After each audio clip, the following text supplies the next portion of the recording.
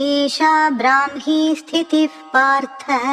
एषा ब्राह्मी स्थितिः पार्थ नैनां प्राप्य विमुह्यति नैनां प्राप्य विमुह्यति स्थित्वा स्यामन्तकालेऽपि